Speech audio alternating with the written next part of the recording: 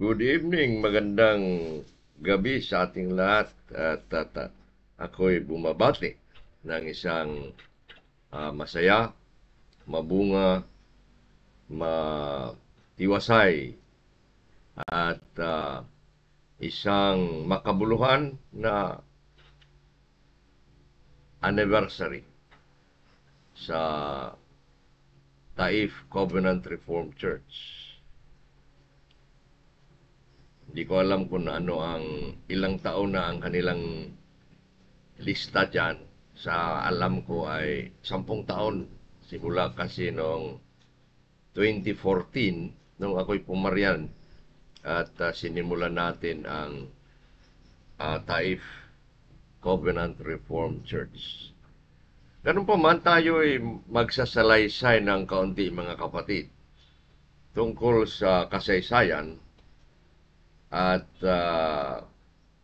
mga simulain ng Reformed Church. Ano ba ang tinatawag na Reformed Church? Sa mundo may maraming nagkakaibang mga tinatawag na Reformed Church. Ngunit isang tinatawag na Reform, no? Pangalan parang generic pero maraming branches.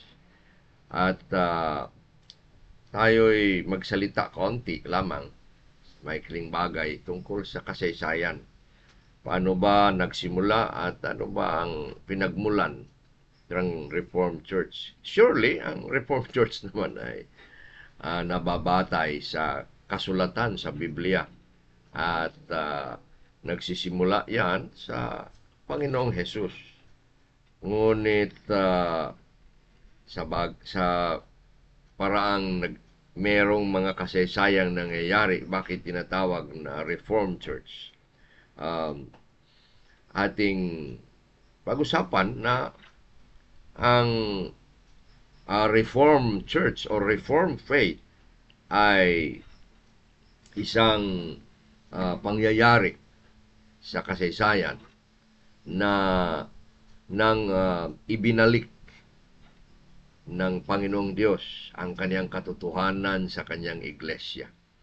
Meron kasing panahon sa maraming taon sa kasaysayan, sa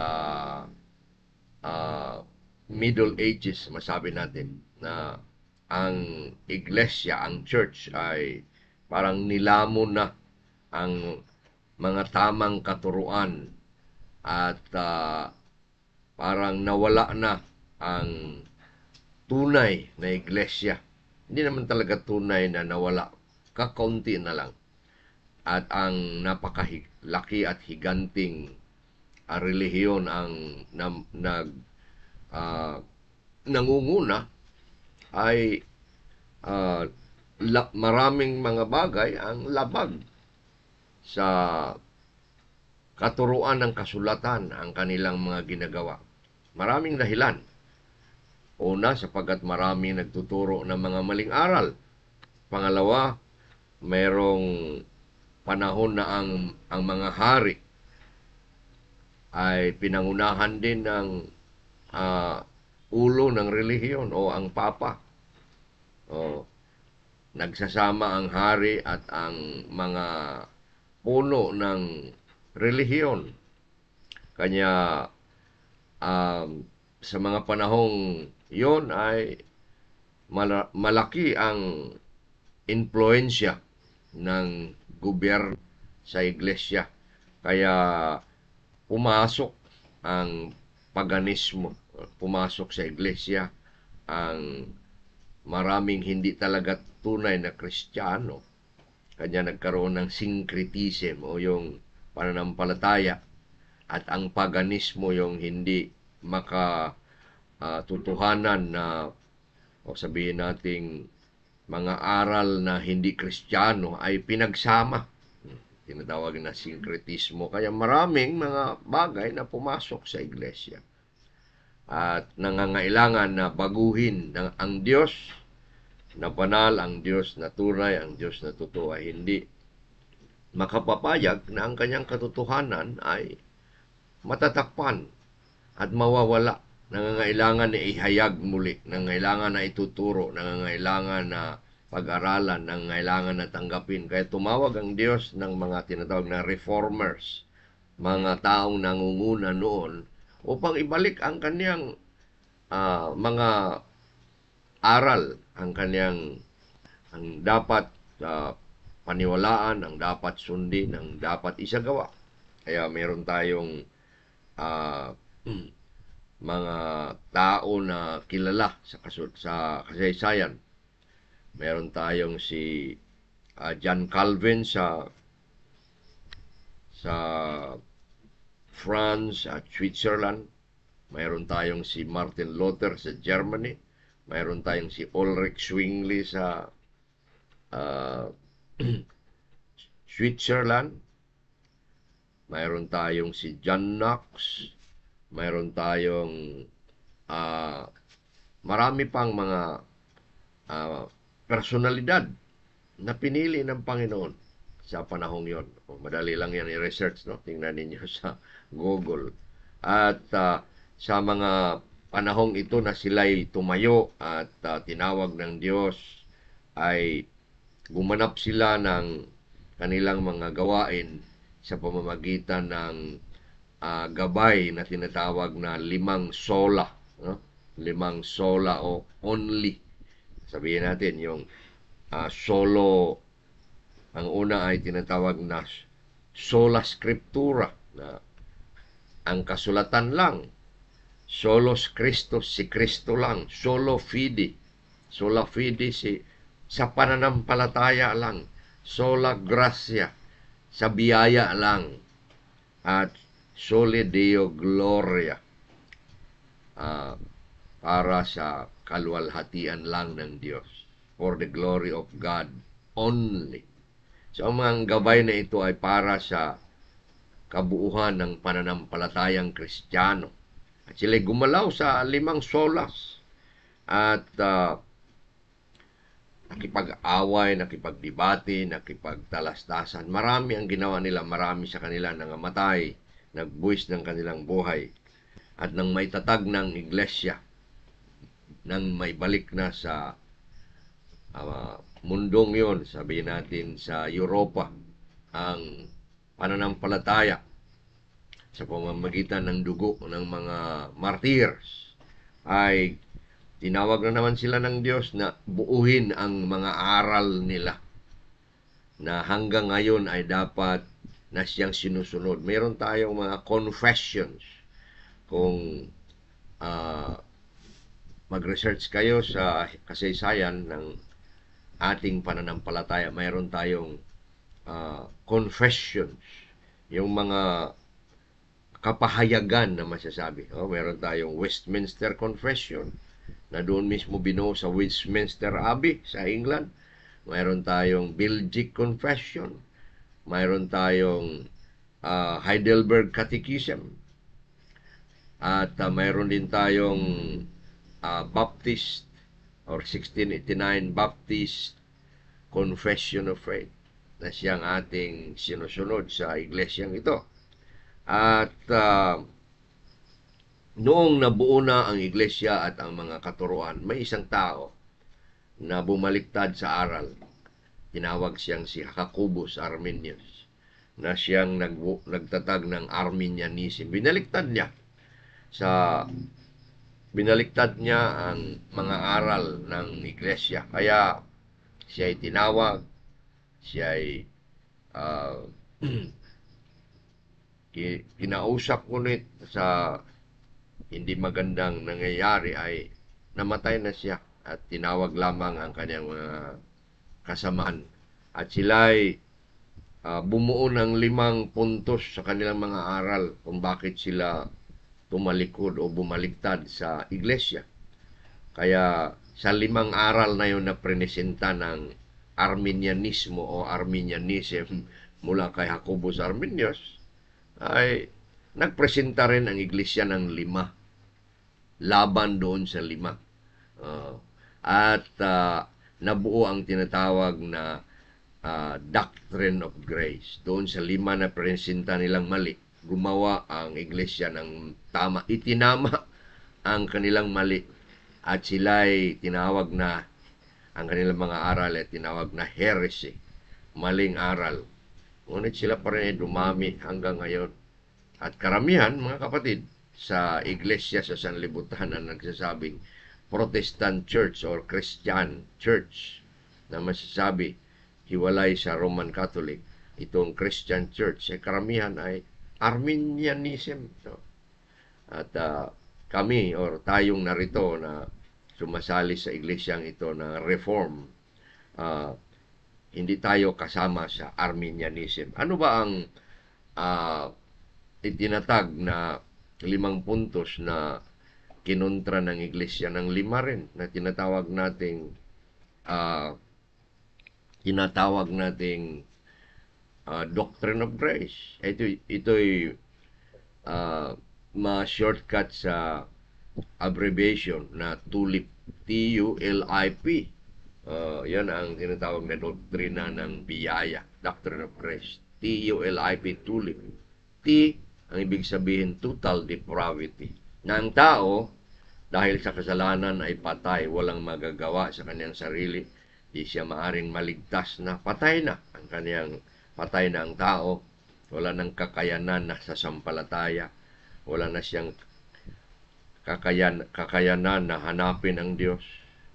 Kanya ang gumawa ang Diyos ng pagpipili, unconditional election. Pumili ang Diyos ng kanyang maging mga tao, ng kanyang iglesia.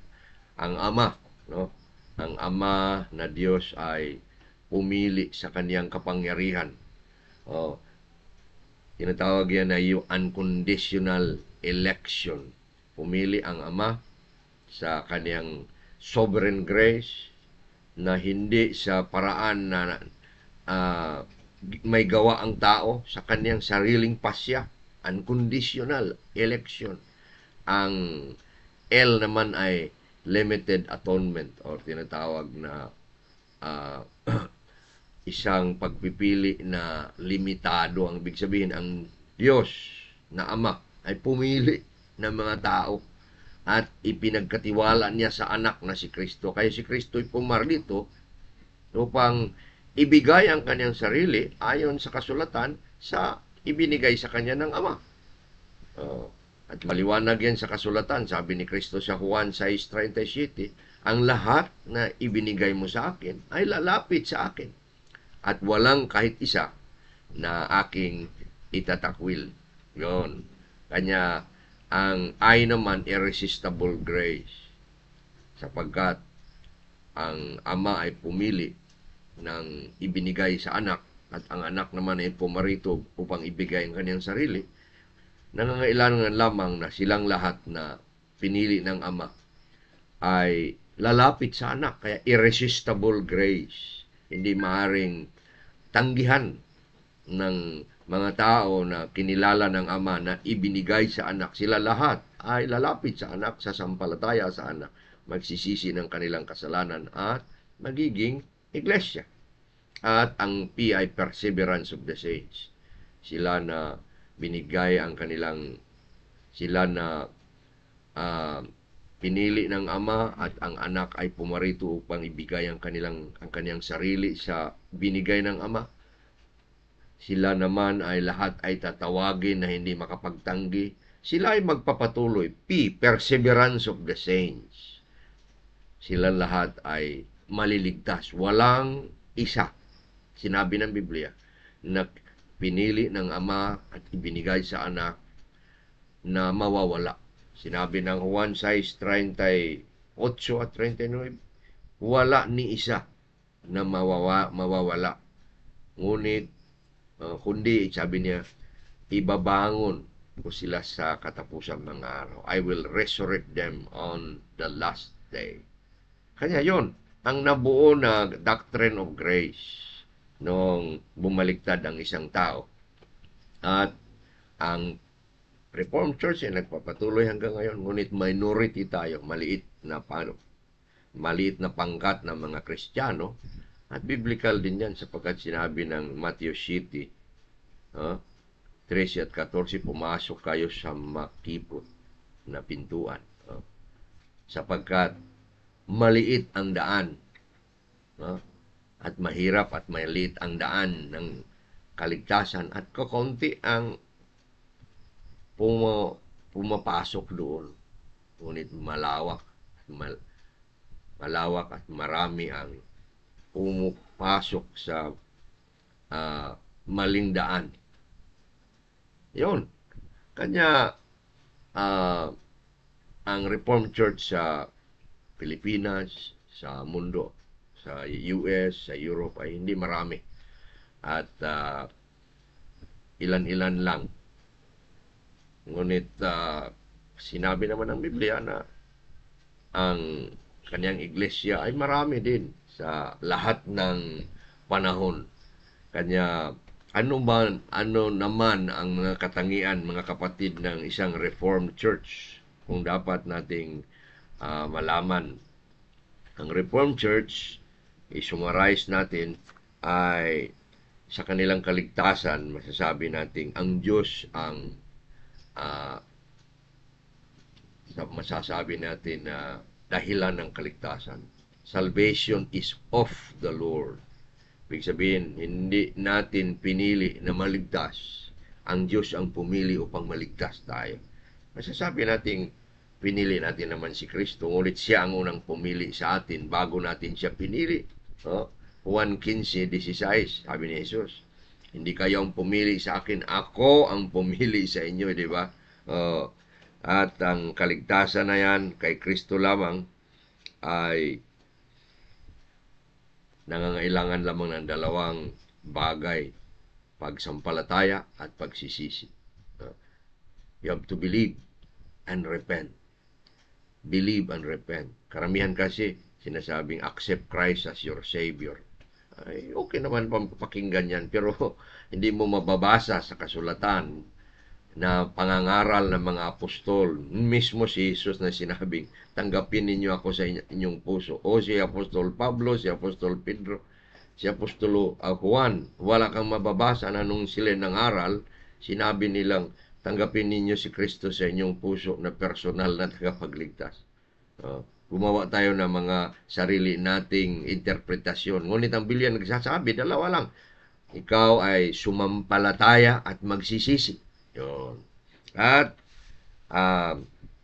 yun ang sabihin nating tawag sa pamamagitan ng Ebanghelyo. At yun daw ang sagot. Tawag at sagot ng Ebanghelyo. At ang Reformed Church, malalaman din sa pamamagitan ng pagsamba. Ang ating pagsamba, mga kapatid, tinatawag na regulative form of worship. Ang ating pagsamba ay naaayon, regulated, naaayon sa kasulatan. Kung ano lamang ang iniutos, yun ang ating gagawin. Sapagkat ang pagsamba ay ang pinakamahalaga sa lahat ng bagay sa iglesia. Ang pagsamba ay sa Diyos. Hindi maaaring tayo ang gaganap ng ating paraan upang sambahin siya. Siya ang gumawa, nagbigay ng paraan upang sambahin siya. Upang tanggapin ang ating pagsamba, ang kailangan lamang na gagawin natin ang paraan niya. May mga panahon noon na gumawa sila ng hindi tama at nangamatay sila. Sa Biblia, makita natin ang anak ni Aaron na si Nadab at si Abihu. Gumawa sila ng pagsamba daw na gumawa sila ng apoy na hindi itinuro, no, na hindi naman sabihin nating itinuro ng mga tao o ng Diyos na gagawin at sila'y nangamatay. Ibig sabihin ngayon, ang ating pagsamba kung hindi tama, maaaring hindi tayo, hindi lang maaari, hindi tayo hindi tanggapin ang ating pagsamba. Kaya mayroon niyang tinatawag na regulative form of worship. Lahat ay nakabatay sa salita ng Diyos. Sabi ng Juan 4:24, ang Diyos ay Espiritu, ang lahat ng sumamba sa Kanya, sumamba sa Espiritu at katotohanan. Katotohanan, mga kapatid, ang pagsamba. Kaya di na natin pag-aralan ang mga items about church worship na tinatawag na regulated. Isa niyan ay ang pag-awit ng salmo. Ang salmo ang awit, sinasabi. Siya ang awit ng Diyos. At inutusan tayong awitin yan. Sa gitna ng kasulatan ay ang salmo. Ang pagsamba, ayan ang kalooban ng Diyos na sambahin siya. Kaya naroon sa gitna ang salmo, ang pagsamba sa Diyos sa pamamagitan ng kanyang awit. At dapat siyang awitin. Di ba ninyo alam na simulang ang Diyos ay namatay at tinawag niya ang kanyang mga apostoles upang mangaral? Sa 1,800 years, ang inawit ng iglesia lamang ay ang mga salmo. Sa 18th century lamang nagsimula na gumawa ang mga tao ng mga sinasabing na himno. Himno, no? Sabi ng Ephesians 5:18, tatlong bagay dyan na dapat ating gagawin sa iglesia. Merong salmo, mga himno, at mga spiritual na mga awit. Pero lahat yan, ayon sa pag-aaral, ay mga salmo. Mga salmo. Kanya umaawit tayo ng salmo upang pupurihin ang Diyos, sapagkat mismo naman ang Diyos sa pamamagitan ng kanyang anak na si Kristo ay ang salita. Si Kristo ay ang salita. Nung siya nagsalita, ito ang kasulatan. At hindi maaari na tayo ay magsamba sa ating mga paraan. Kailangan sa pamamagitan ng salita. Mayroon din tayo mga kapatid na Sabbath Day. Mahalaga ang Sabbath Day. Sa mga iglesia ngayon, hindi na pinahalagaan ang Sabbath Day. Isang araw sa isang linggo. Sa Saudi, Friday.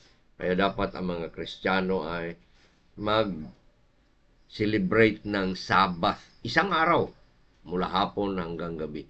Ang dapat nga niyan ay sunset to sunset. Sunset ng Saturday hanggang sunset ng Sunday. Or in the Bible, sunset of Friday to sunset of Saturday. Or dyan sa type, maaaring Friday ng sunset hanggang Saturday ng sunset. Yon. At meron tayong gospel preaching na tinatawag na for the obedience of faith. Ang Ebanghelyo ayon kay Pablo sa Roma 1 ay ibinigay sa kanya, ipinagkatiwala sa kanyang gawain. Gawain din nating lahat. Ano daw ang layunin ayon sa Romans 1:5? For the obedience of faith. Upang magkaroon tayo ng pananampalataya. Hindi atin, pananampalataya ni Kristo, pinagkatiwala sa atin. Upang sumampalataya tayo sa Ebanghelyo. Noong nagkaroon tayo ng pakikinig sa Ebanghelyo, sinampalatayanan natin si Kristo. At si Kristo ang masasabi nating sumunod. Ang ating pagsunod sa pagsampalataya ay sumunod tayo sa ginawa ni Kristong pagsunod. Sumampalataya ka, sumunod ka na. Kaya for the obedience of faith. Ang payampalataya mo ay pagsunod. Ikaw ngayon ay taong sumusunod sa pamamagitan una ng pagsampalataya. Pakikinig, ikaw ay sumampalataya. Nung ikaw ay sumampalataya, ikaw na ay sumunod. Kaya sa lahat ng ating buhay, tayo makikinig at susunod ng susunod. Ganon ang issue ng pananampalataya or faith. At ang bagong kapanganakan or new birth sa ating aral ay hindi gawain ng tao. Ang tao ay isisilang na muli sa pamamagitan ng Ebanghelyo. Nung marinig mo ang Ebanghelyo, sa unang panahon, sa unang pagkakataon, ikaw ay tawagin sa buhay, mabubuhay ka.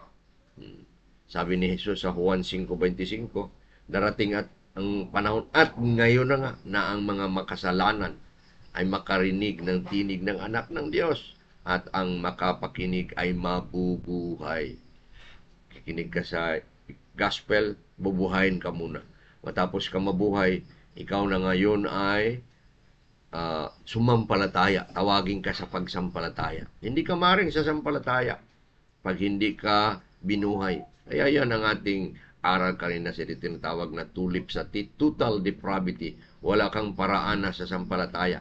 Kailangan ka ng bubuhayin ng Diyos sa pamamagitan ng tawag ng Ebanghelyo. At kapag ikaw ay nabuhay na, ikaw ngayon ay sasampalataya.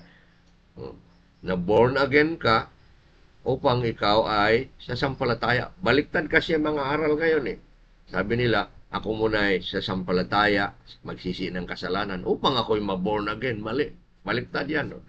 1 John 5:1. No? 1 John 5:1. Siya na sumampalataya. Sabi ng 1 John, basahin natin at dito na tayo magtatapos mga kapatid sa kunting pagpapalaalan nito. Tingnan ninyo ang 1 John 5:1. Whosoever believeth that Jesus is the Christ is born of God. Whosoever believeth that Jesus is the Christ is born of God.